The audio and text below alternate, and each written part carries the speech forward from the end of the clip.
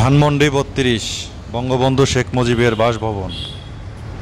এখানে বিভিন্ন অনুষ্ঠানের পুষ্পস্তবক করা হয়। এই জায়গায় রাজনৈতিক নেতৃবৃন্দ এসে এখানেই পুষ্পস্তবক করেন এবং এটি সেই পুকুরঘাট যেখানে বঙ্গবন্ধু এবং মনসুর উকিল বসে থাকতো। এই ছবিটি অনেক প্রকাশিত হয়েছে। এই সেই পুকুরঘাট 1961 সাল থেকে মৃত্যু পর্যন্ত এখানেই থাকতেন সপরিবারে। 1994 সালে 14 আগস্ট থেকে এই ধানমন্ডির বাড়িটি জাদুঘরে রূপান্তরিত হয়। গত 5ই আগস্ট ছাত্র জনতার গণ অভ্যুত্থানের বিজয়ের পর এখানে এসে এই বাড়িটি পুড়িয়ে দেওয়া হয় এবং অনেক মালামাল সরিয়ে নেওয়া হয়। দেখুন বাড়িটি ধ্বংসস্তূপ হয়ে আছে